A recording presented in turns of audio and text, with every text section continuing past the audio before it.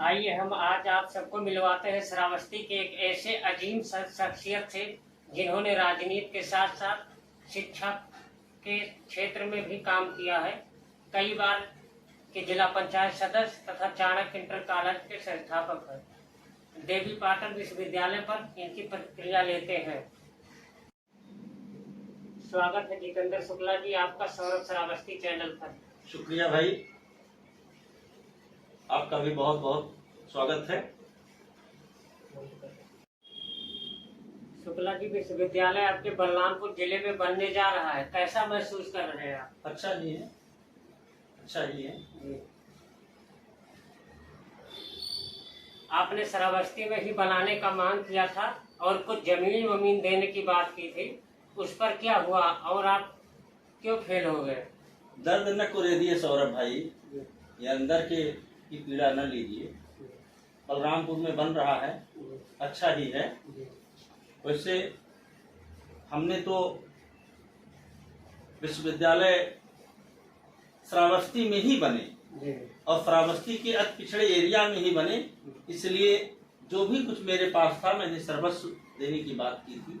लेकिन इस कारखाने में तोते की आवाज कहाँ सुनाई देती है? सही कह रहे हैं। अब आगे की क्या प्लानिंग है आपकी? महफिल में कहे उठे और हम न हो शरीर, इतना भी अभी कलेजा दुखा नहीं। सौरभ भाई, हमने वो दर्द झेला है। बात बलरामपुर श्रावस्ती की नहीं है, बात यहाँ की राजनीति की है। श्रावस्ती में एक भी ऐसा विद्यालय नहीं, ऐसा कोई भी टेक्निकल कॉलेज नहीं, ऐसा कोई महाविद्यालय नहीं कि जहाँ हमारे बच्चे, हमारे नौनिहाल, हमारे युवा पढ़ सकें, रोजगार पा सकें और आगे बढ़ सकें। रही बात, अब जब आप कुरेद ही रहे हैं बलरामपुर श्रावस्ती की, लोग ये कह रहे हैं कि श्रावस्ती लोकसभा में बन रहा है, कहे उठा रहे हैं, अपनी पीठ खुद तक थपथपा रहे हैं। शर्म आनी चाहिए ऐसे लोगों को। बात श्रावस्ती में पले बड़े हो, श्रावस्ती की राजनीति करते हो और अपनी पीठ थपथपा रहे हो कि हमने तो बलरामपुर में बनवा दिया। ऐसा नहीं है। श्रावस्ती जहाँ बन रहा है, हमारे यहाँ इकोना से 15 किलोमीटर दूर की दूरी पर बन रहा है, लेकिन दोस्त या वहीं से 5 किलोमीटर की दूर पर विश्वविद्यालय की ही तर्ज पर महारानी लालपुर महाविद्यालय बना हुआ है। जरूरत असल में श्रावस्ती में बनने की है, लेकिन इस बात को, हमारी आवाज को, हमारी पीड़ा को शासन तक, प्रशासन तक, इसके जिम्मेदार लोगों को जो निर्णय लेने की क्षमता में है उसको पहुंचाओ तो कौन पहुंचाओ। बड़ी मुझे हंसी आती है कि जब लोग कहते हैं कि श्रावस्ती में विकास की गंगा बह रही है। अरे यार, शर्म करो, बाल्टी में डूब मरो। 97 में जिला बनाया गया था, 2023 चल रहा है, आज तक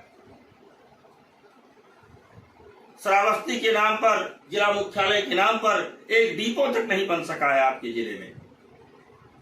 आप भी इसी क्षेत्र के रहने वाले हो। आप लखनऊ से चलिए और 7 बजे बहराइच पहुंचिए। मेरे ख्याल से अगर टैक्सी, प्राइवेट गाड़ियों की सुविधा नहीं है तो आप इकोना तक, अपने घर तक नहीं पहुंच सकते हो। चाहे आप अपनी रिश्तेदारी में रुकोगे और चाहे वही फुटपाथ पर सोने के लिए आप मजबूर होंगे। कैसे बढ़ेगा जिला हमारा? कैसे उद्योग धंधे पनपेंगे? कैसे व्यापारी प्रगति करेगा? कैसे जिले में का आम आदमी, युवा बेरोजगार रोजगार की दिशा में बढ़ेगा, जब हमारे यहाँ न तो कोई आवागमन का साधन है, न संसाधन है, न पढ़ने की कोई व्यवस्था है।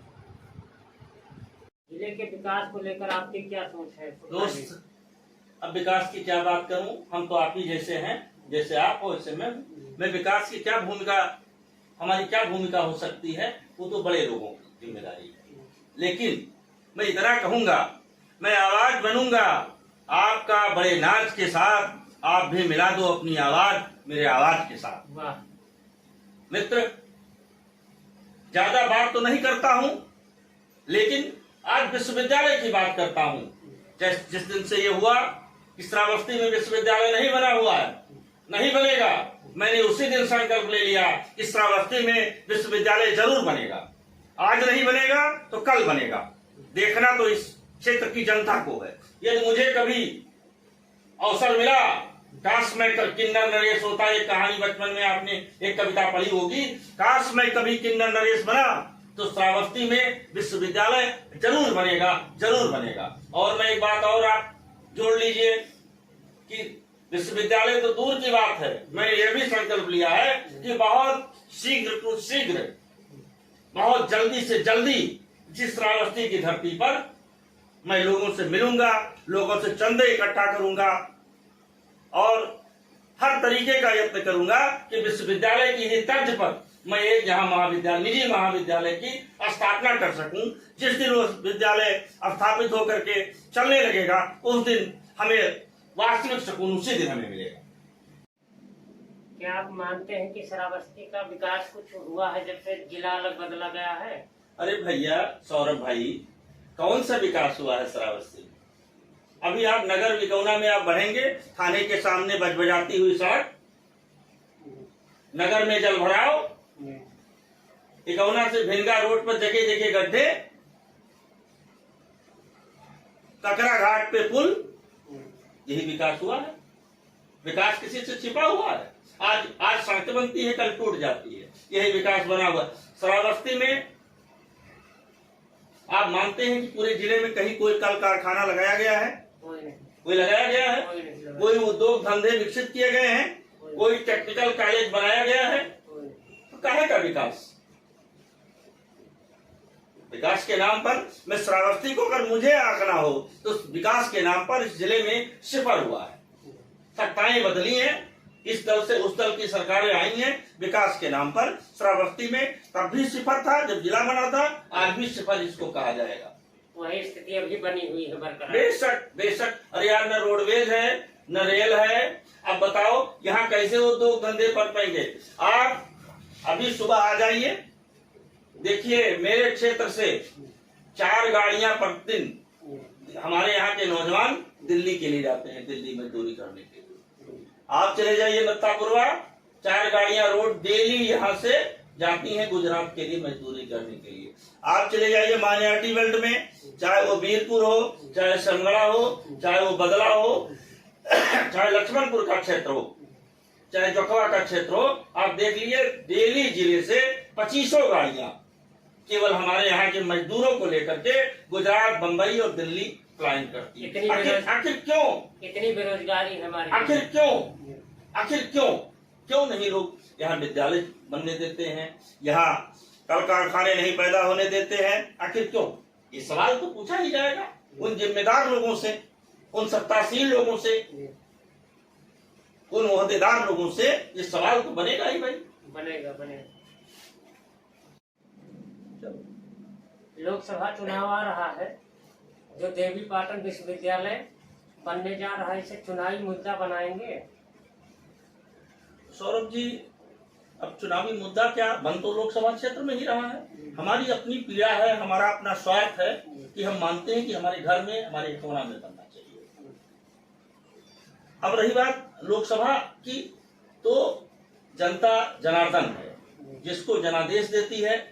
अब राजा जो है रानी के कोख से नहीं पैदा होते हैं, अब राजा लोकतंत्र में राजा जनता के मतों से पैदा होते हैं। जनता जिसको साथ स्वीकार करती है, जिनको मतदान करती है, वो राजा बनता है। राजा अभी पिछली बार आपने देखा कि जनता ने एक ऐसे व्यक्ति को यहाँ की बागडोर दे दिया, यहाँ विकास की बात, यहाँ की विकास की वो क्या बोले, विकास की जो है वो लगाम दे दिया, जो खुदा नदारत रहा। तो दोषी हम नेताओं के साथ साथ हम दोषी स्वयं को मानते हैं कि जब चुनाव की बात आती है तो हम धर्म के नाम पर, हम जात के नाम पर, हम संप्रदाय के नाम पर, हम दल के नाम पर प्राय मतदान किया करते हैं। तो रोएगा कौन? आज हम रो रहे हैं, रोएगी जनता ही तो रोएगी। जनता ही रोएगी। नेता डमरू बजाता है, सौरभ भाई से डमरू बजाता है, बेवकूफ बनाता है, दल के नाम पर, पार्टी के नाम पर और अपने धर्म के नाम पर, जात के नाम पर डमरू बजाता है और सिंहासन पर बैठने के बाद वो जनता के ऊपर हुक्म चलाता है। लेकिन अब मैं मानता हूं कि जनता धीरे धीरे धीरे जागरूक हो रही है। अब ऐसा नहीं चलेगा। अब हमारे बीच का आदमी, हमारे लिए संकल्पित आदमी, हमारे साथ कदम से कदम चलाने वाला आदमी को श्रावस्ती की लोकसभा की बागडोर उसी के हाथों में दी जाएगी जो हमारे कंधे से कंधा मिला करके, और हाँ ये भी मैं कहूंगा, जिनके कंधे मजबूत हों, जिनके कंधे हल्के न हों, ऐसे लोगों को मैं खुद निकलूंगा। मैं तो, मेरा प्रयास है कि मैं इस लोकसभा चुनाव में रथ यात्रा निकालूंगा और मैं जनता से अपील करूंगा कि आने वाले नेताओं से ये सवाल कीजिए कि आपने कितने विश्वविद्यालय के लिए, कितने महाविद्यालय के लिए, कितने इंटर कॉलेज के लिए, कितने टेक्निकल कॉलेज के लिए कितना संघर्ष किया है, कितने आप पदों पे रहे हैं या नहीं पदों पे रहे हैं, तो आपने यहाँ कितने उद्योग धंधे स्थापित करने की दिशा में आपने कितने बार पत्राचार किया है। कुछ है आपके पास? मैंने बताया तो आपको, और मैं ये बात आपसे मैंने अभी भी कही है और फिर मैं कहना चाहता हूं सौरभ भाई, मैं हारा नहीं हूं, और मैं आपसे कहना चाहता हूं वो हारा नहीं जो वापस गिर के संभलता है। डूबा हुआ सूरज भी तो सुबह निकलता है, डूबा हुआ सूरज भी तो सुबह निकलता है।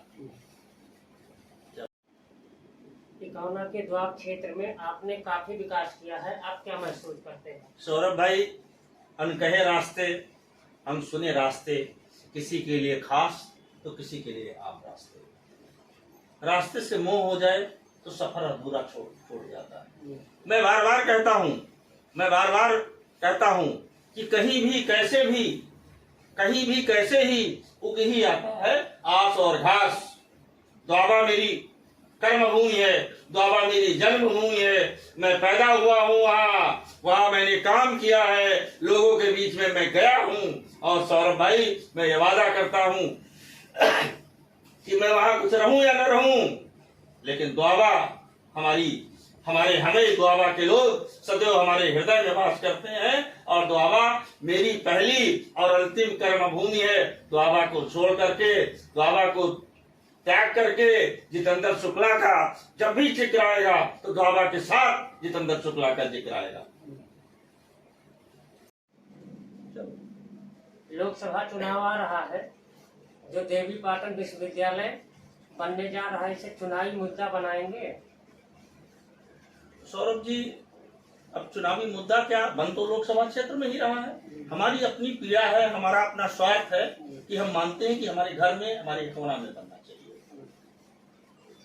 अब रही बात लोकसभा की, तो जनता जनार्दन है, जिसको जनादेश देती है। अब राजा जो है रानी के कोख से नहीं पैदा होते हैं, अब राजा लोकतंत्र में राजा जनता के मतों से पैदा होते हैं।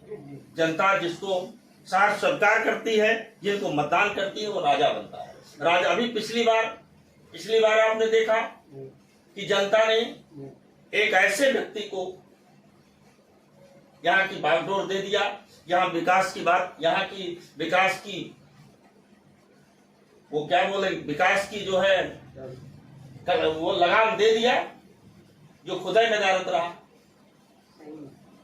तो दोषी हम नेताओं के साथ साथ हम दोषी स्वयं को मानते हैं कि जब चुनाव की बात आती है तो हम धर्म के नाम पर, हम जात के नाम पर, हम संप्रदाय के नाम पर, हम दल के नाम पर प्राय मतदान किया करते हैं। तो रोएगा कौन आज? हम रो रहे हैं, रोएगी जनता ही तो रोएगी, जनता ही रोएगी। नेता डमरू बजाता है, सौरभ भाई से डमरू बजाता है, बेवकूफ बनाता है, दल के नाम पर, पार्टी के नाम पर और अपने धर्म के नाम पर, जात के नाम पर डमरू बजाता है, और सिंहासन पर बैठने के बाद वो जनता के ऊपर हुक्म चलाता है। लेकिन अब मैं मानता हूं कि जनता धीरे धीरे जागरूक हो रही है। अब ऐसा नहीं चलेगा। अब हमारे बीच का आदमी, हमारे लिए संकल्पित आदमी, हमारे साथ कदम से कदम चलाने वाला आदमी को श्रावस्ती की लोकसभा की बागडोर उसी के हाथों में दी जाएगी जो हमारे कंधे से कंधा मिला करके, और हाँ ये भी मैं कहूंगा, जिनके कंधे मजबूत हों, जिनके कंधे हल्के न हों, ऐसे लोगों को मैं खुद निकलूंगा मैं तो मेरा प्रयास है कि मैं इस लोकसभा चुनाव में रथ यात्रा निकालूंगा और मैं जनता से अपील करूंगा कि आने वाले नेताओं से ये सवाल कीजिए कि आपने कितने विश्वविद्यालय के लिए, कितने महाविद्यालय के लिए, कितने इंटर कॉलेज के लिए, कितने टेक्निकल कॉलेज के लिए कितना संघर्ष किया है, कितने आप पदों पे रहे हैं या नहीं पदों पे रहे हैं, तो आपने यहाँ कितने उद्योग धंधे स्थापित करने की दिशा में आपने कितने बार पत्राचार किया है। कुछ है आपके पास? मैंने बताया तो आपको, और मैं ये बात आपसे मैंने अभी भी कही है और फिर मैं कहना चाहता हूं सौरभ भाई, मैं हारा नहीं हूं और मैं आपसे कहना चाहता हूं वो हारा नहीं जो वापस गिर के संभलता है। डूबा हुआ सूरज भी तो सुबह निकलता है, डूबा हुआ सूरज भी तो सुबह निकलता है। जो भी कारण हो, जो भी इसके पीछे के कारण हो, लेकिन फिर भी मैं उत्तर प्रदेश सरकार के मुखिया योगी जी को धन्यवाद देना चाहता हूं कि कम से कम इस मंडल में उन्होंने एक विश्वविद्यालय की जो स्थापना करने का निर्णय लिया। भले ही हमारे अंदर दर्द छुपा हुआ है कि हमारे इकौना में नहीं बन पाया, हमारे भिनगा में नहीं बन पाया, हमारे सिरसिया में नहीं बन पाया, बलरामपुर में बन रहा है। फिर भी मैं माननीय मुख्यमंत्री जी को के प्रति धन्यवाद ज्ञापित करता हूं, उनका आभार व्यक्त करता हूं।